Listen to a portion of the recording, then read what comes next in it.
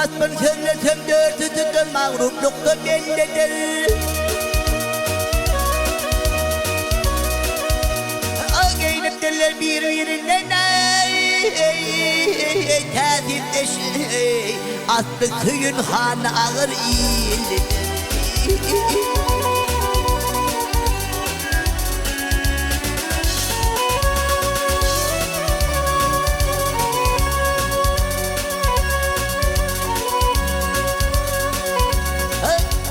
Ay birinin başının yaşıl hali var, birinin türme şali var. Ay yine birinin akülünün hali var. Bir bağrım kesen şirin dillidir.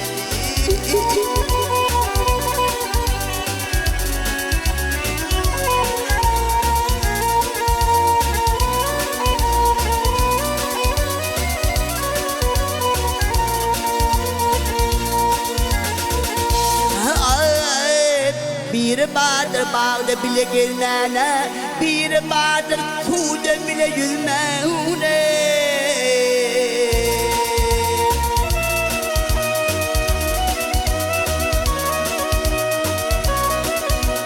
Abinin şanede san yazmana, bir mürçüm yadevi balledire.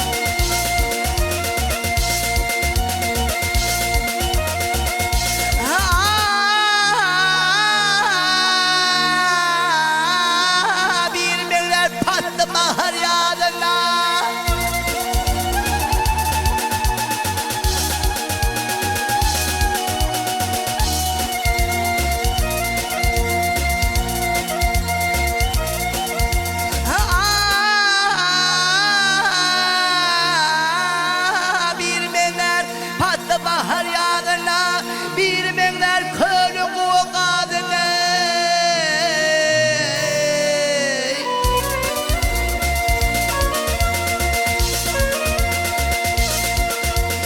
Bir menler yarın gittilerine, bir ilçe bildiğini bir balledire.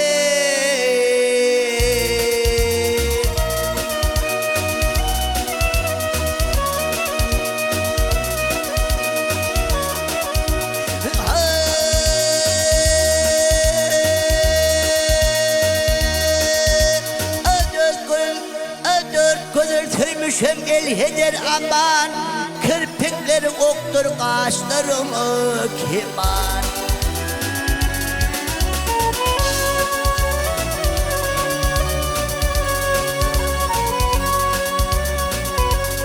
İkili ter gelin, bir nocuvan şaven ne değil binin heri tellidir.